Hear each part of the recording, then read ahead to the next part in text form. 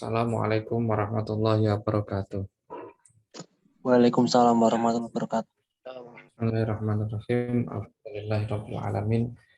Wassalatu wassalamu ala asyrafil anbiya'i wal mursalin wa ala alihi wa ashabihi ajmain. Amma ba'd. Allahumma faqihna fiddin wa 'allimna at-ta'wil. Amin amin ya rabbal alamin. Mari sebelum kita mulai kajian kita baca surat Al-Fatihah dulu. Al-Fatihah. A'udzubillahi minasyaitonir rajim. Bismillahirrahmanirrahim. Alhamdulillahirabbil alamin arrahmanir rahim maliki yaumiddin. Iyyaka na'budu wa iyyaka nasta'in ihdinas siratal mustaqim. Siratal ladzina an'amta 'alaihim ghairil maghdubi 'alaihim.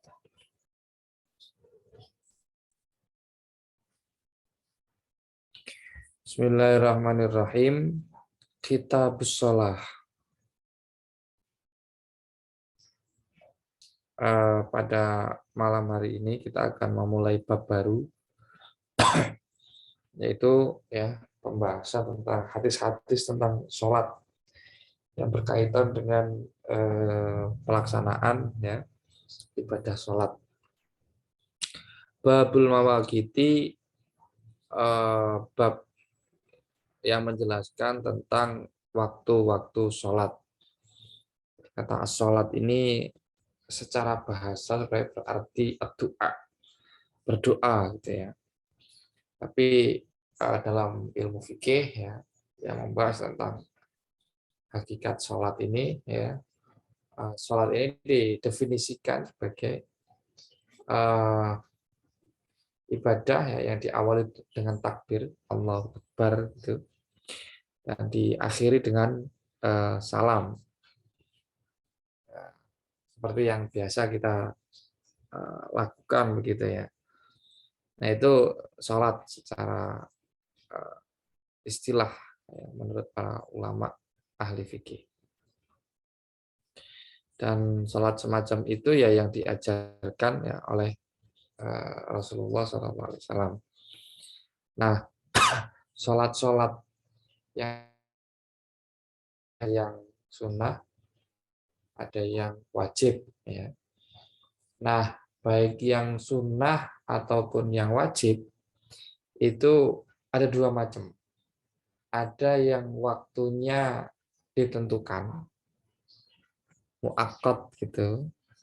Ada juga yang waktunya tidak ditentukan. Nah, termasuk ibadah yang ditentukan waktunya adalah sholat 5 waktu ya. Jadi ibadah yang muakkotah gitu ya, ditentukan waktunya. Sebagaimana dikatakan di dalam Al-Qur'an gitu ya. Inna sholata kanat alal mu'minina kitaban mauquta. Sesungguhnya sholat itu diwajibkan untuk kaum mukminin kapan mau kita.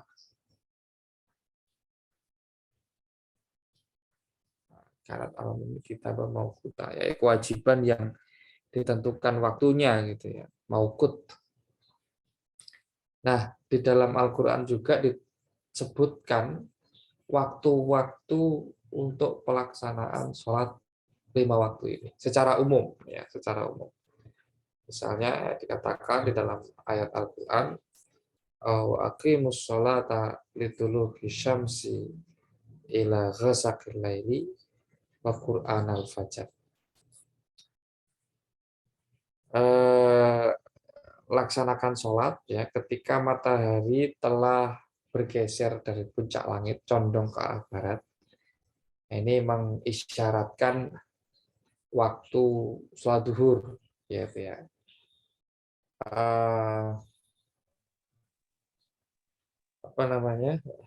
Itu lukis syamsi ila ghasaqil laili. Kalau tadi waktu duhur dan juga waktu asar gitu ya. Kemudian ila ghasaqil lail, kalau malam ini mau masuk gitu atau masuk gitu ya. Nah, ini mengisyaratkan waktu maghrib dan waktu isya Kemudian wa Qur'anal fajr, ya, sholat ketika fajar telah muncul. Ini mengisyaratkan sholat sholat apa namanya, sholat subuh gitu ya. Nah, secara umum disebutkan ya di dalam ayat tersebut. Nah, rinciannya ini disebutkan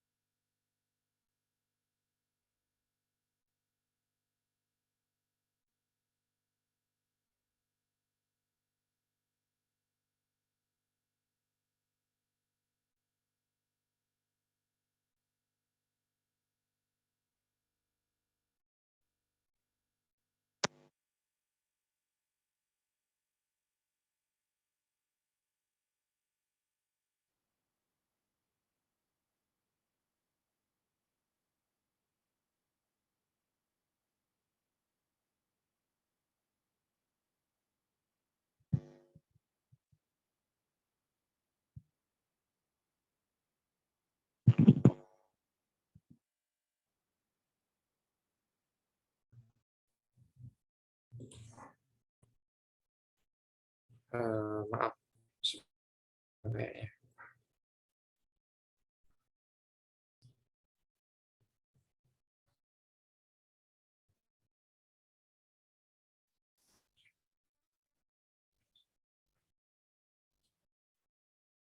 Recording in progress.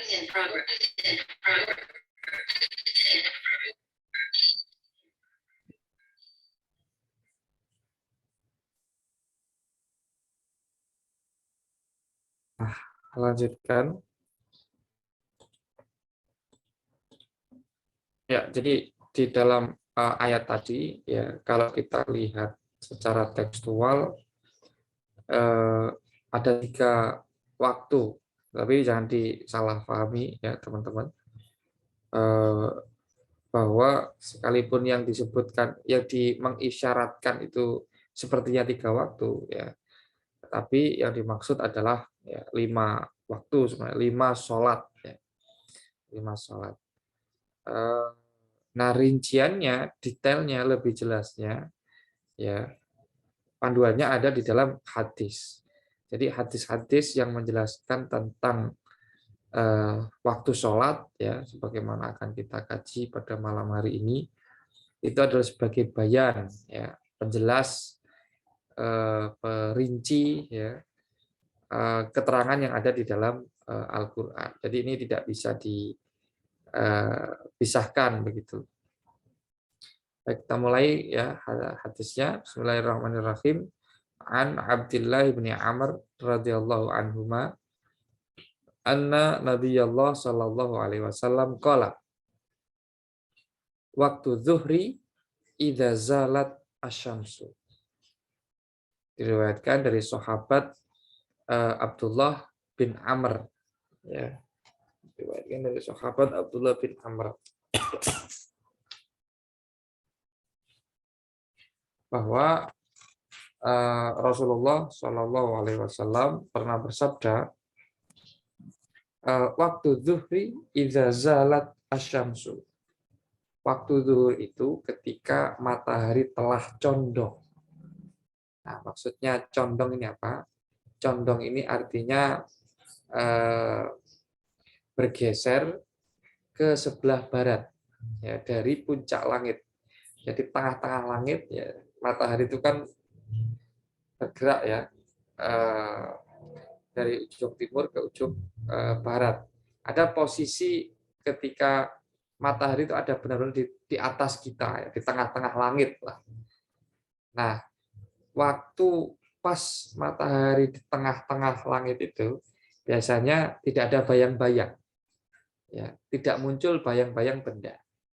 Nah, ini yang disebut sebagai waktu istiwa ya, waktu istiwa.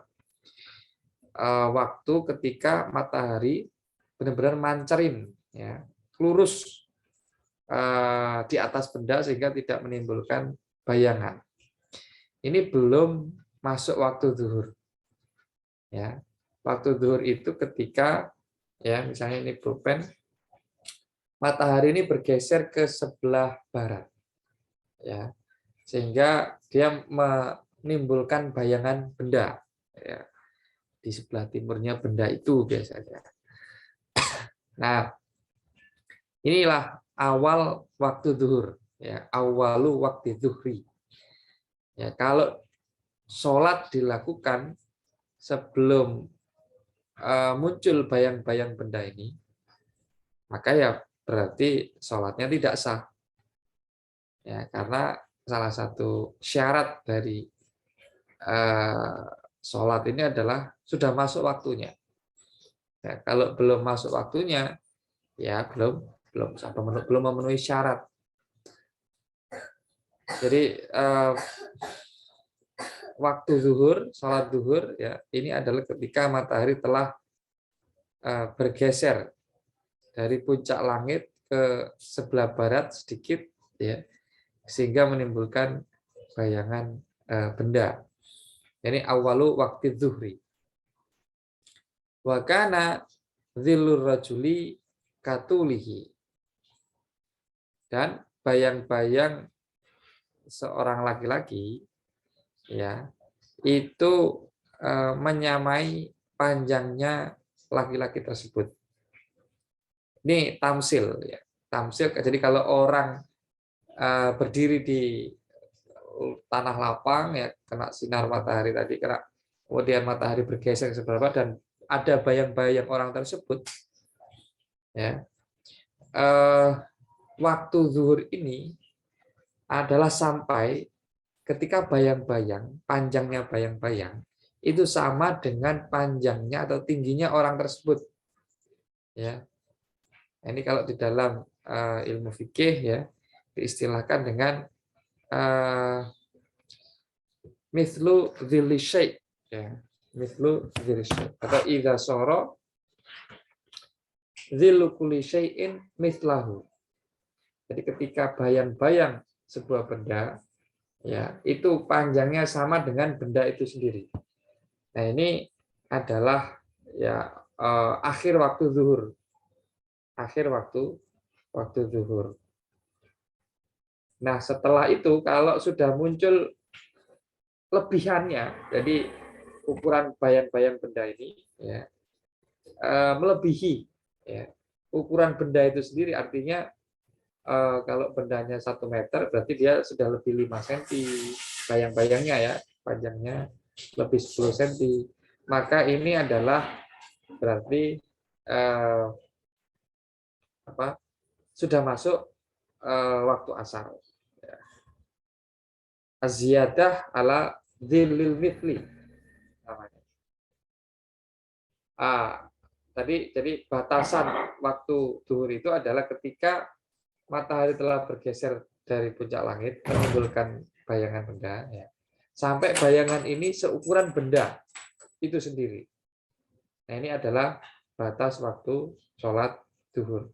Nah, di sini kita pelajari, ya, teman-teman, bahwa standar asli pada mulanya waktu sholat itu adalah ini, pergerakan matahari, ya.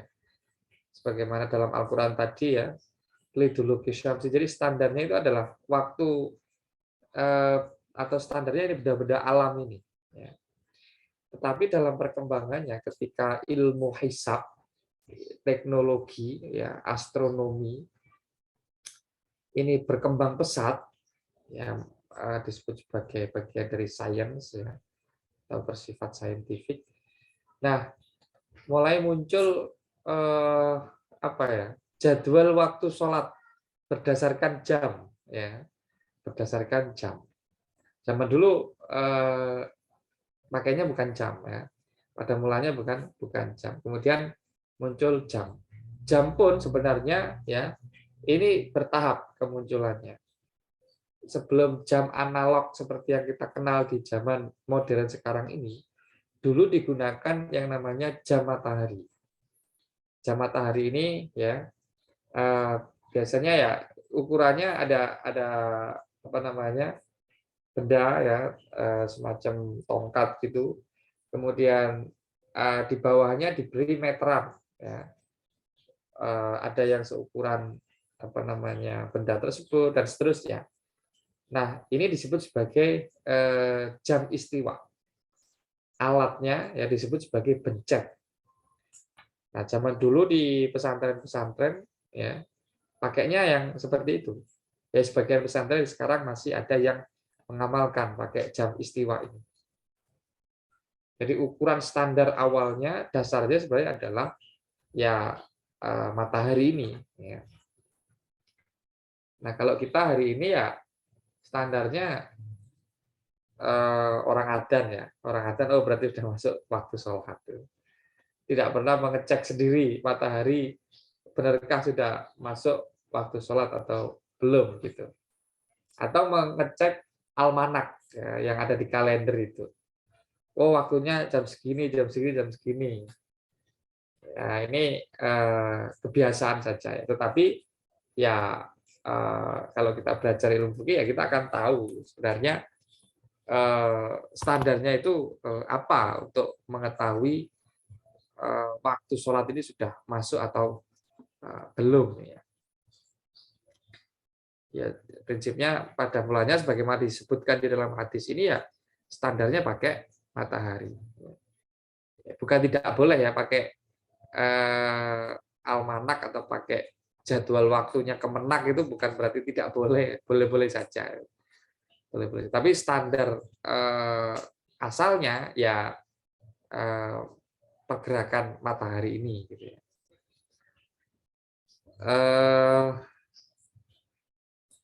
Wa kana dzillur rajul katuli malam yahdur al asru. Selama waktu asar belum masuk.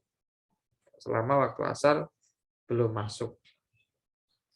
Nah, ini menunjukkan bahwa akhir atau habisnya waktu duhur itu adalah ketika waktu asar sudah masuk.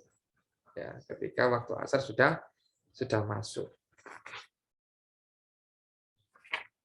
Jadi ada awal waktu masuk dan kemudian ada akhir waktu begitu ya. Yaitu ketika benda itu ya bayangan benda menyamai benda itu sendiri. Wa waktul asri dan waktu asar adalah malam tasfarro asyamsu. Selama matahari belum berwarna kuning. Tasfarro ini berwarna kuning gitu ya, atau apa bahasanya? Jingga. Kalau matahari mau terbenam itu apa namanya? Jingga atau kuning? Ya kan mungkin kuning ya. Mungkin kuning.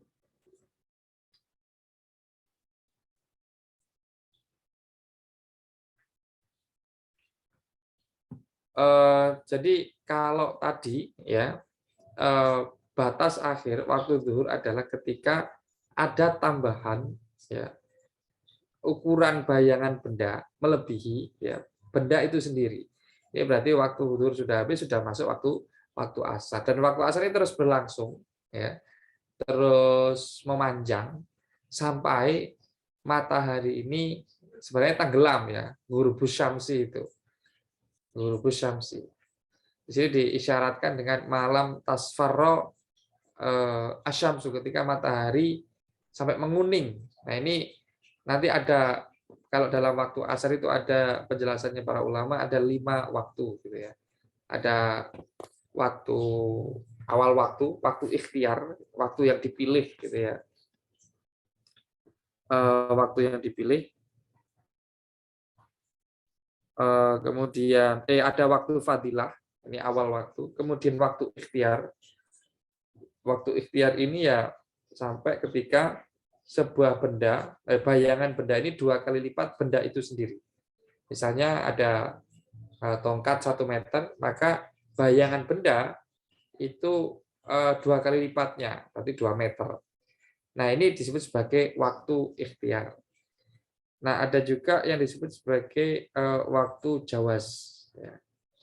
Waktu jawas ini dari sejak tadi ukuran benda, bayangan benda 2 kali lipat benda itu, ya, sampai matahari terbenam, sampai masuk waktu maghrib.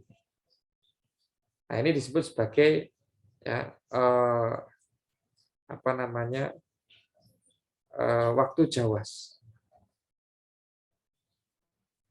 Nah, yang keempat, jadi waktu jawas ini ada 2.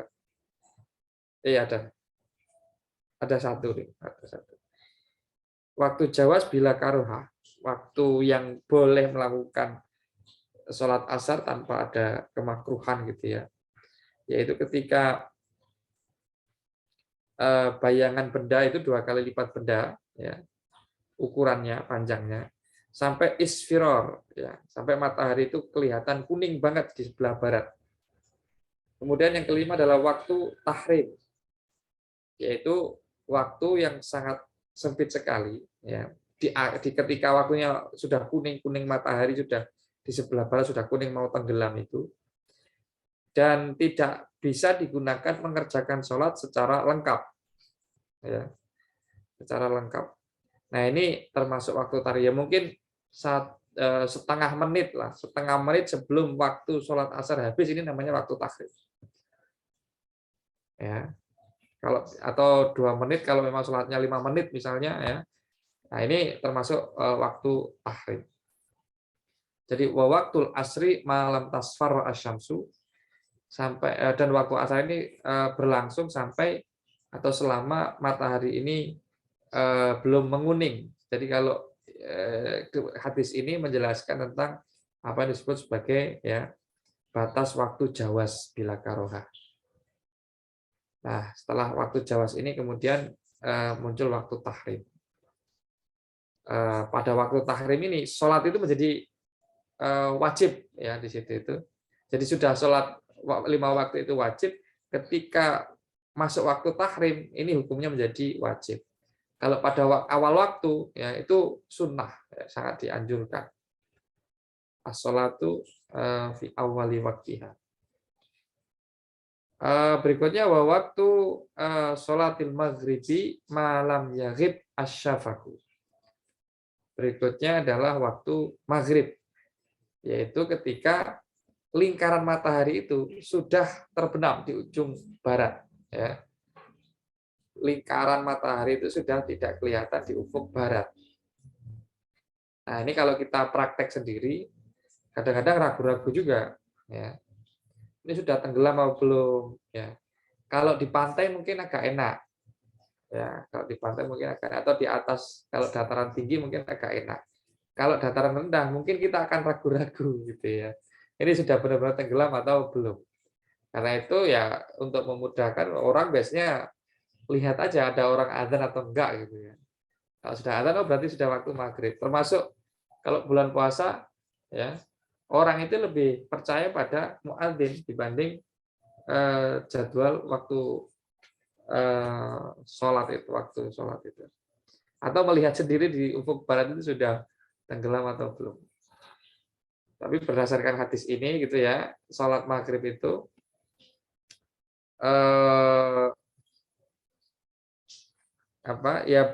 berakhir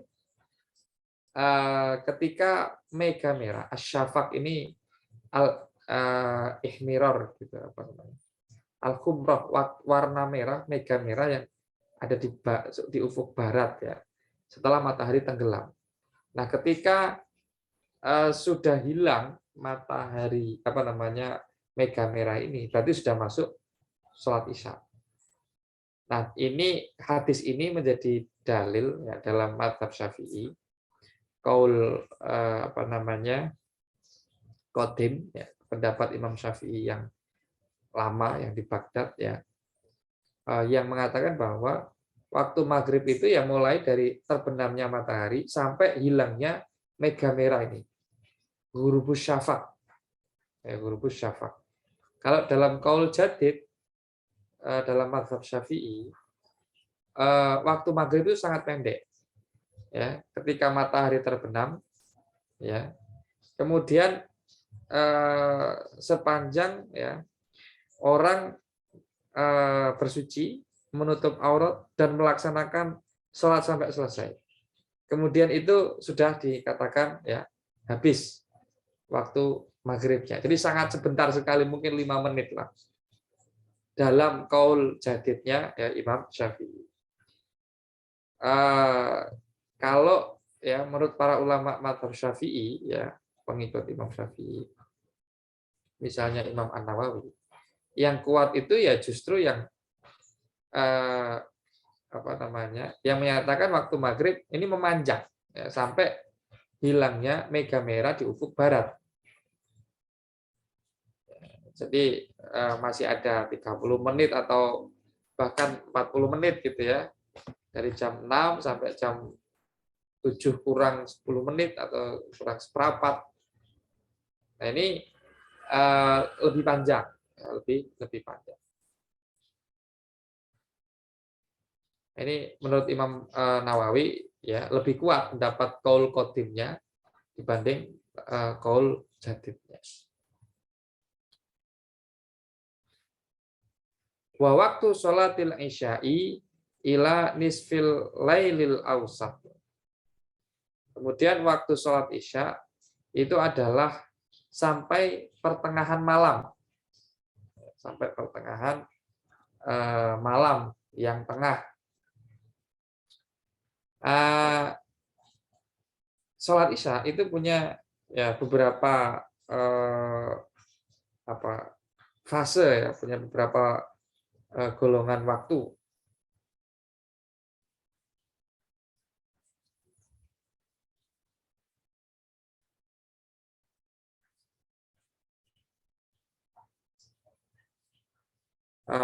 Punya 2 waktu kalau di sini keterangannya. Yang pertama adalah waktu ikhtiar, ya, yaitu dari awal waktu, dari ketika matahari mega merah di sebelah barat itu hilang sampai pertengahan malam, ya, sampai pertengahan malam. Oh, di sini dikatakan ila thulutsil laili, sampai sepertiga malam, ya mungkin sampai jam 9 atau jam 10 lah ya. Ini disebut sebagai waktu ikhtiar. Kemudian yang kedua disebut sebagai waktu jawaz. Waktu jawaz ini ya dari thulutsul lail, sepertiga pertama malam sampai terbitnya fajar shadiq. Ya. Sampai terbitnya fajar shadiq. Yang mana ini juga menjadi penanda masuknya waktu sholat subuh. Ya. Nah, ini 2 waktu sholat isya. Ya, ada disebut waktu ikhtiar, ada disebut waktu jawaz. Nah, yang disebutkan di dalam hadis ini ya adalah waktu ikhtiar. Bukan berarti ya kalau sudah tengah malam waktu isya ini habis. Ya, tidak. Ya. Jadi katakan ilanis filaili bukan berarti ya ketika tengah malam ya waktu isya itu kemudian habis, kemudian tidak boleh sholat isya lagi, bukan.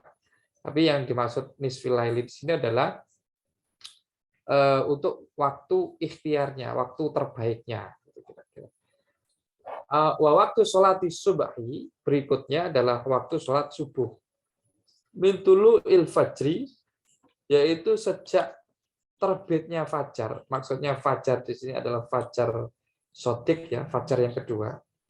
Jadi kalau waktu pagi itu biasanya ada 2 sesi ya cahaya yang muncul dari timur. Pertama yang disebut sebagai fajar kadzib, cahaya muncul ya di ufuk timur, tetapi kemudian hilang. Nah kemudian beberapa saat kemudian muncul lagi cahaya lagi dari sisi timur, bisa bersifat merata ya dari utara ke selatan, ya menyebar ke seluruh penjuru langit. Nah, fajar ini nggak akan gelap lagi habis fajar. Ini yang disebut sebagai fajar shadiq. Fajar yang benar-benar akan masuk waktu siang gitu ya. Bukan fajar PHP, bukan. Malam tatru asyamsu ya. Sampai ya matahari ini muncul. Jadi waktu subuh itu habis ketika lingkaran matahari itu ya sudah nongol, sudah kelihatan. Nah, matahari sudah kelihatan ya.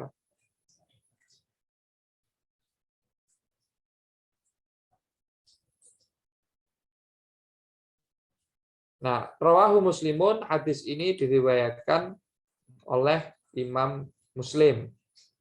Itu dalam kitab Sahih Muslimnya ya. Oke, jadi intinya hadis ini adalah menjelaskan tentang waktu-waktu sholat 5 waktu, dan ini menegaskan untuk kita ya bahwa sholat itu nggak bisa sembarangan ya, ada waktu-waktunya dan harus dipatuhi ya, harus dipenuhi. Kalau tidak ya bisa jadi sholatnya tidak sah. Misalnya belum waktunya belum masuk waktu sholat zuhur ya, tapi sudah sholat zuhur duluan. Ya, sholat zuhur masuk jam 12.05. Wah, gak sabar ini pengen sholat zuhur, jam 10 sudah sholat zuhur. Nah, ini nggak sah. Sekalipun PD sekalipun ya sholatnya nggak sah. Ya. Karena ini terkait dengan hukum wad'inya ya, yaitu tentang waktu pelaksanaan, tentang sebab wajibnya sholat.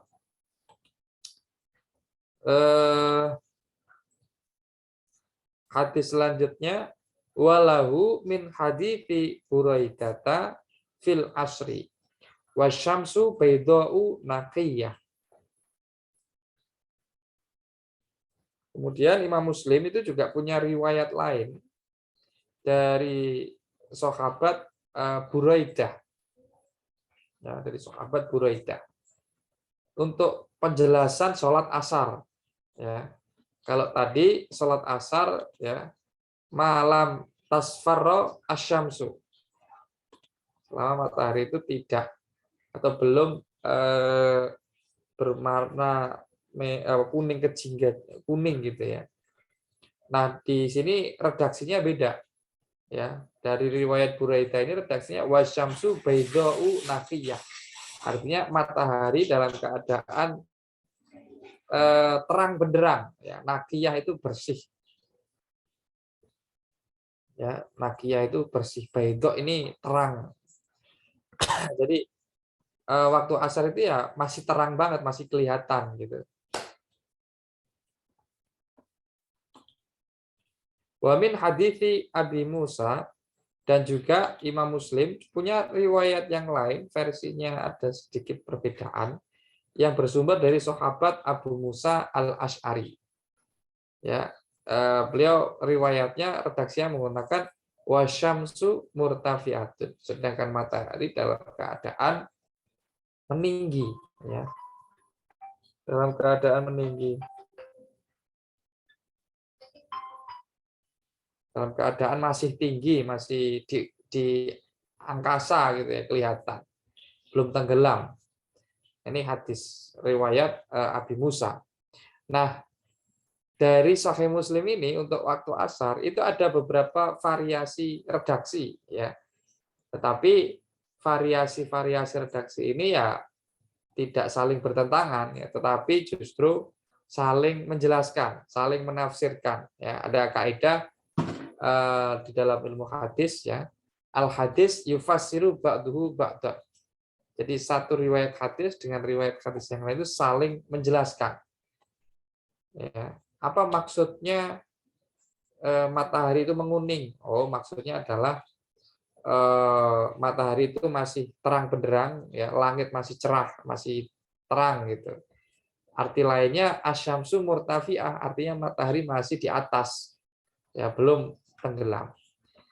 Nah, seperti itu.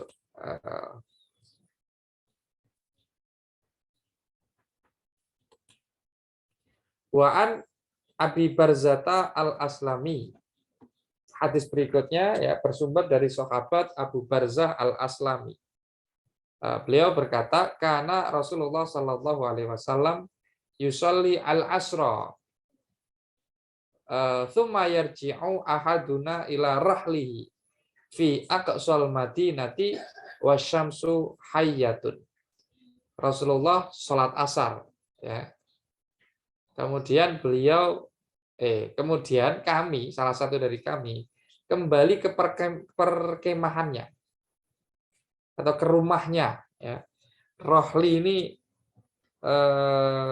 ya bisa berarti rumah gitu. Kalau di bawahnya ar-rohl fatihra bifatihra wa sukunil ha al-muhmalah maskanah. Artinya tempat tinggal ya. Fi aqsal Madinah, di ujung kota Madinah.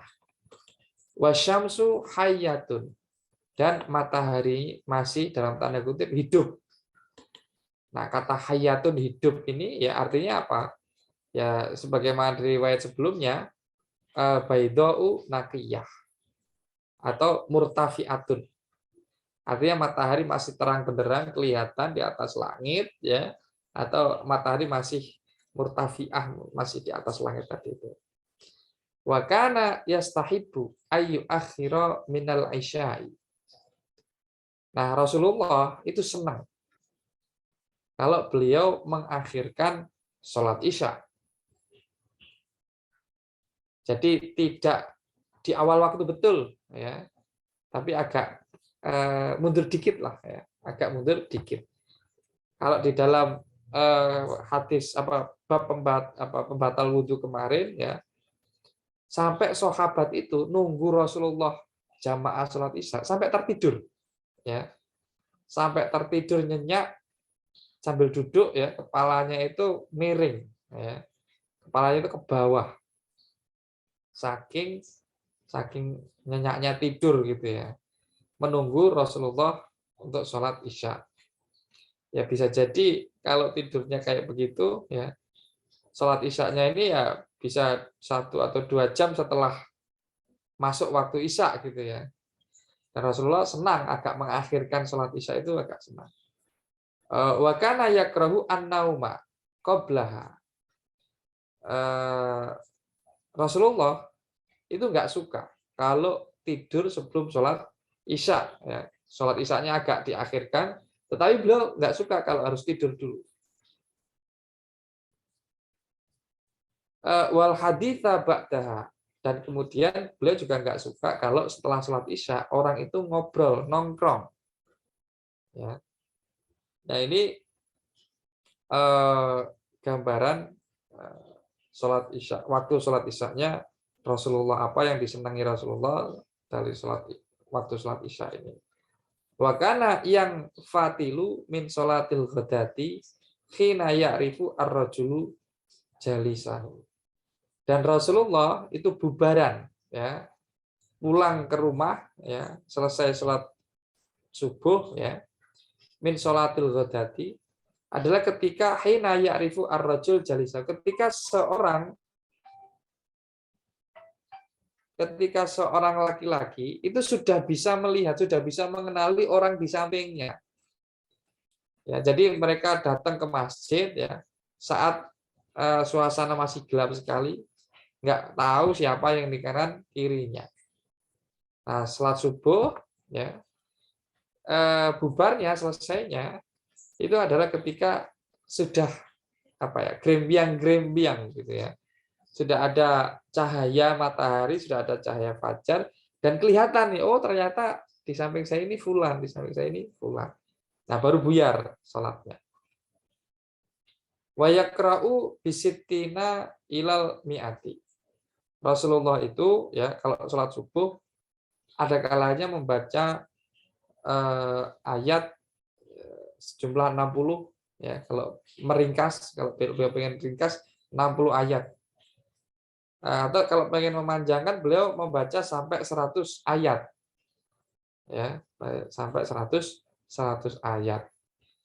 Kalau satu kaca, satu halaman itu 10 ayat ya, misalnya, ya berarti bisa 6 halaman.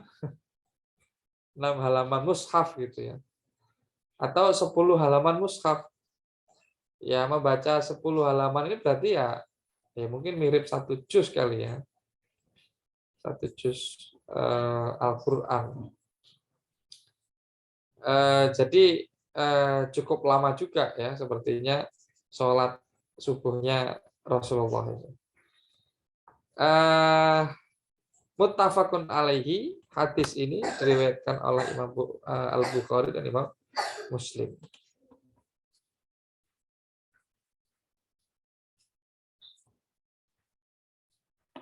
Oke, sampai di sini mungkin ada yang ingin didiskusikan dulu. Silahkan teman-teman.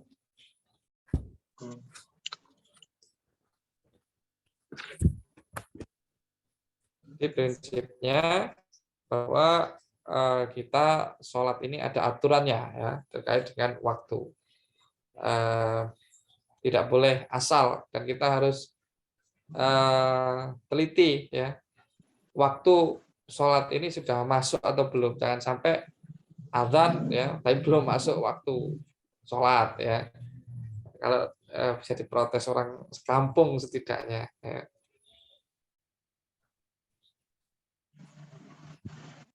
Ustaz, Assalamualaikum.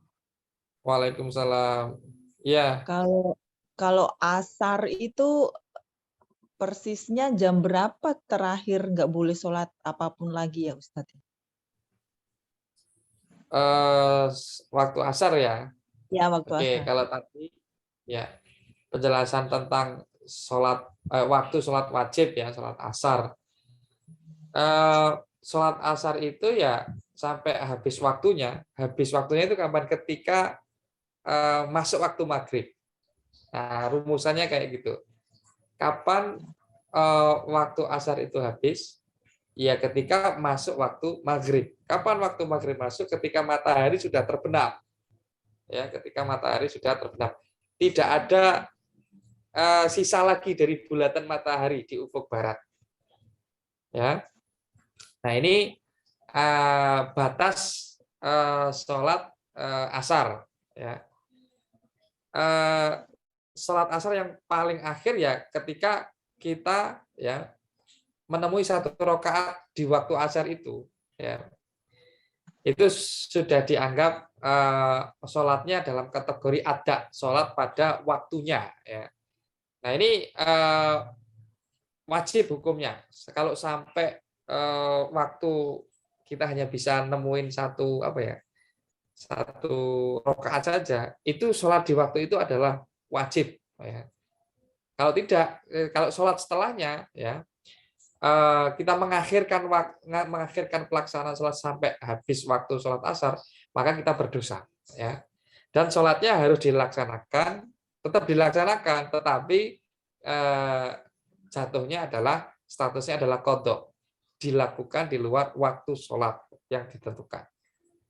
Ya, jadi kalau dilakukan di dalam waktunya ini disebut sebagai ada tunai, ya, dilaksanakan sesuai dengan ketentuannya.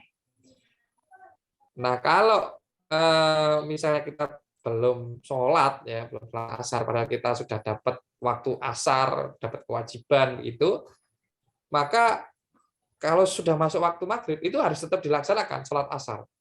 Statusnya adalah ya qadha, membayar gitu ya, membayar utang tadi itu yang belum tertunaikan. Ini seperti itu ya. Nah kalau sholat sunnah, nah ini ketentuannya beda. Kalau sholat sunnah setelah waktu asar, ya setelah melakukan sholat asar sampai waktu maghrib, ini namanya disebut sebagai waktu tahrim. Ya. Waktu diharamkan melaksanakan sholat sunnah mutlak, sholat yang tidak ada sebabnya. Ya. Sholat sunnah mutlak ini artinya sholat sunnah 2 rakaat. Ya. Hanya niatnya itu hanya usoli sunatan rakaataini lillahi ta'ala. Nah, begitu aja. Nah, ini yang disebut sebagai sholat sunnah mutlak. Ini bebas dilakukan di waktu kapanpun, kecuali waktu tahrim. Ya, waktu tahrim itu setidaknya ada 3. Ketika setelah sholat subuh, ya, sampai matahari sekitar sejengkal gitu ya naiknya, sampai waktu waktu syuruk itu.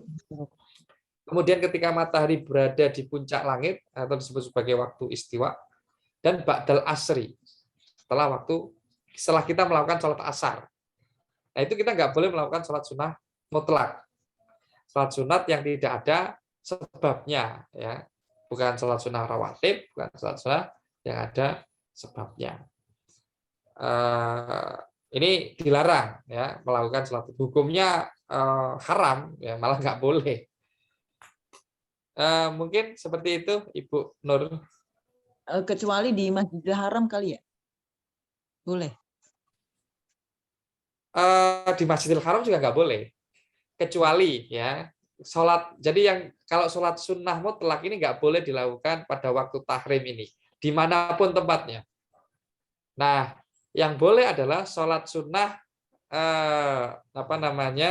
yang punya sebab. Misalnya, sholat sunnah tahiyat masjid. Jadi kita masuk masjid setelah sholat asar, kita baru masuk masjid. Nah, ini sholat yang punya sebab. Apa sebabnya? Sebab kita masuk masjid. Ya. Nah, ini boleh dilakukan sholat sunnah. Jadi yang tidak boleh ini, ya, hanya sholat sunnah mutlak saja. Berarti Mungkin tak seperti ulang itu. ya Ustaz. Berarti kalau asar berarti itu terakhirnya adalah misalkan nih Ya, halo. beberapa menit sebelum Putus-putus. adzan maghrib gitu Ustaz. Beberapa menit sebelum adzan maghrib tuh masih bisa asar, yang penting belum adzan gitu ya? Apa gimana sih? Jadinya gitu. Misalkan nih saya karena di perjalanan itu saya sholat asarnya telat, tanda kutip, bukan telat sih, maksudnya belum maghrib. Setelah 1 rakaat, ternyata azan maghrib gitu. Nah itu 1 rakaat itu Iya. masih masuk menggugurkan kewajiban atau sudah masuk qadha? Oke. Kalau kita sholat di akhir waktu, kemudian baru dapat 1 rakaat, ya, kemudian adzan sholat berikutnya, apakah ini dihitung ada, ya, atau dihitung qadha? Dihitungnya ada, ya. Man adroka rakaatan faqad adroka as-shalah. Ada hadis sepertinya nanti, ya, hadisnya ini. Jadi hadis ini mengatakan man adroka rakaatan faqad adroka as-shalah. Barang siapa menemui 1 rakaat di dalam waktu, ya, maka dia berarti telah menemukan sholat, ya, secara ada maksudnya. Jadi kalau, ya, kita dapat 1 rakaat, ya, kira-kira, ya, seperti itu. Kalau di bawah 1 rakaat, ya, berarti dia jatuhnya kena qadha, ya, kena qadha. Ya, makasih Ustaz. Assalamualaikum Ustaz. Mau bertanya Ustaz. Ya. Kalau waktu istiwa Ustaz, itu waktu istiwa itu berarti itu waktu duha sudah habis ya Ustaz? Iya, betul. Betul. Kalau waktu istiwa itu berarti waktu duha sudah habis. Ya. Nah, gini Ustaz, kan sekarang kita kan berpatokan yang Ustaz sebut tadi, kita berpatokan sama jam sekarang. Nah, kalau dikira-kirakan gitu, apa kita harus ngukur dulu nih Ustaz nih, misalkan kita taruh apalah benda gitu, tumbak gitu, biar kita tahu tuh waktu istiwa masuknya jam berapa gitu Ustaz. Iya. Ya kalau mau repot nggak apa-apa, diukur sendiri, Mas Syarbini. Kalau mau repot diukur sendiri bisa. Tapi kalau nggak mau repot, tinggal dilihat kalendernya Kemenak gitu loh, apa namanya? Kan ada tuh edaran Kemenak, ya, waktu sholat untuk daerah Fulan dan sekitarnya, ya. Atau biasanya kalender-kalender tertentu gitu ada, ya, yang mencantumkan jadwal itu. Ini ada ilmunya sebenarnya. Kalau menentukan bikin jadwal waktu sholat itu ada ilmunya, namanya ilmu falak, ya. Ilmu hisab. Itu dipelajari di pesantren.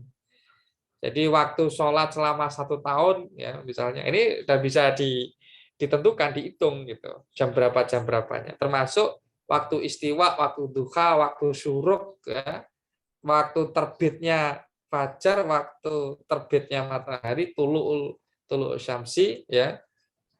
Ini ada. Kalau nggak mau repot, ya. Kalau hari ini kan lebih gampang lagi, tinggal buka HP, lihat aplikasi, ya. Muslim apps atau apa namanya istilahnya itu aplikasi Muslim lah kira-kira. Iya banyak Ustadz ya. Banyak banget ya. Mulai dari Kompas sampai jadwal waktu kan ada itu.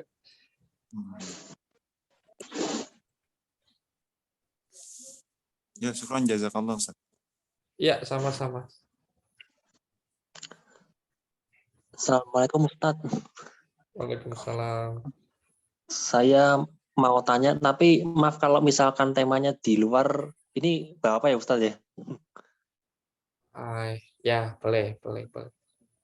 Mengenai apa, sholat berjamaah. Kan saya pernah dengar itu dari situs apa dari ceramah itu, kalau sholat berjamaah itu katanya wajib katanya itu. Jadi kalau misalkan sholat sendirian itu tetap sah tapi nggak diterima, itu betul nggak Ustadz itu?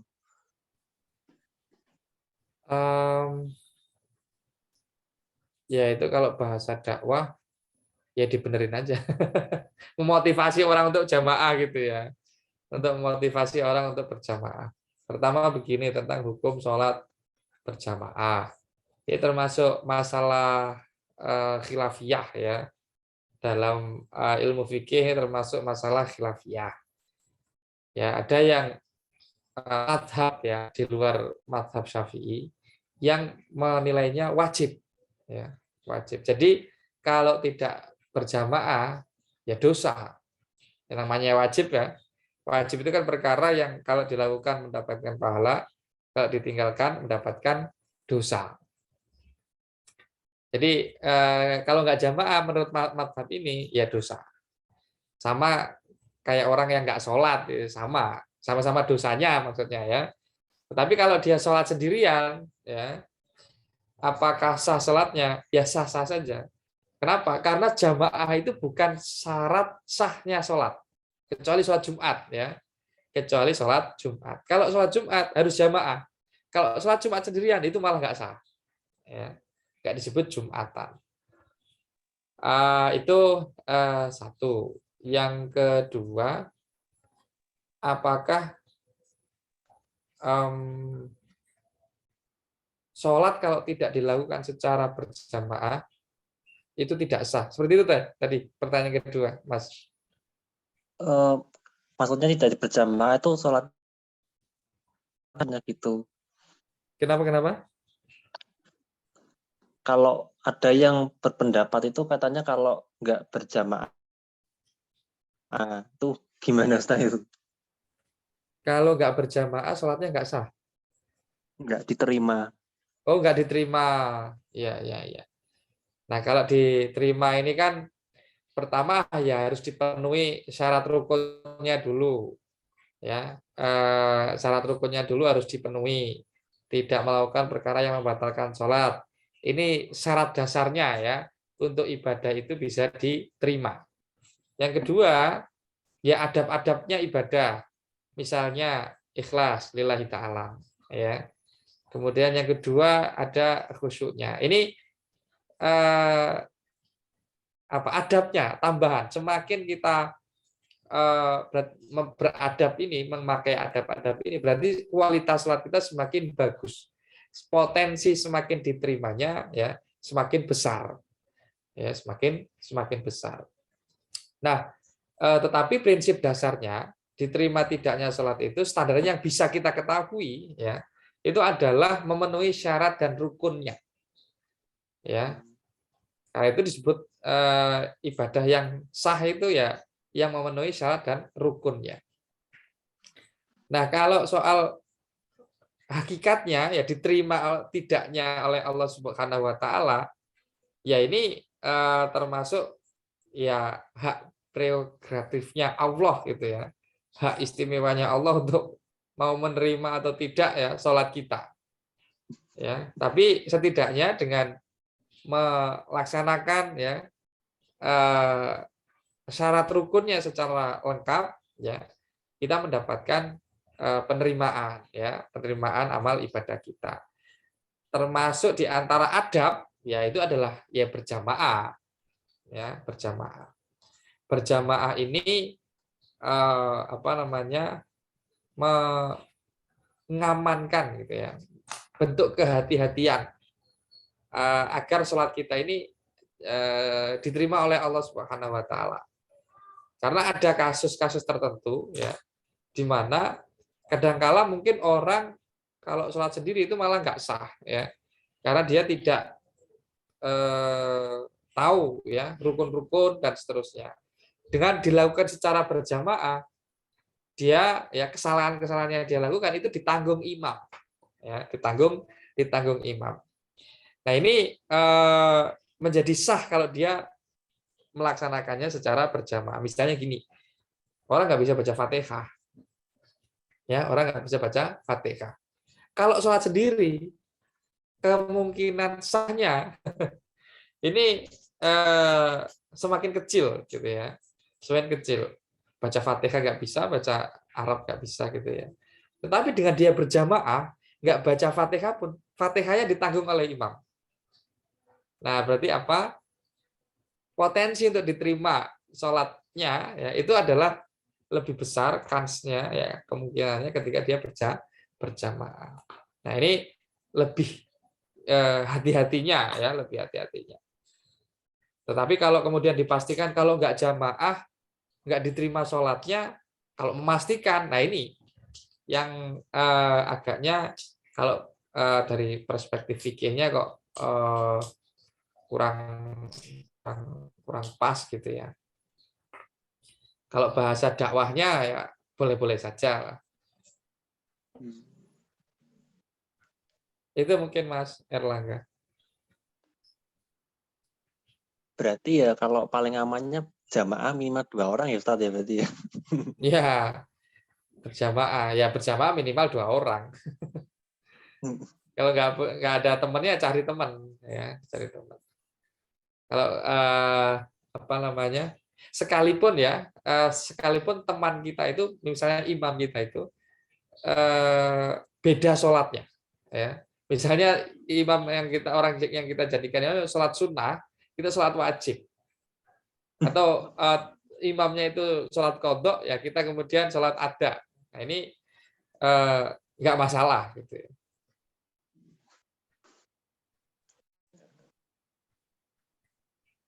Itu mungkin. Sudah cukup? Kalau sudah cukup, mari kita tutup kajian kita pada malam hari ini dengan membaca suratul Fatihah. Semoga apa yang kita pelajari ya bermanfaat, menjadi bekal ibadah kita, semakin mantap lah, semakin didasari oleh ilmu. Al-Fatihah. A'udzubillahi minasyaitonir Bismillah. Alhamdulillah.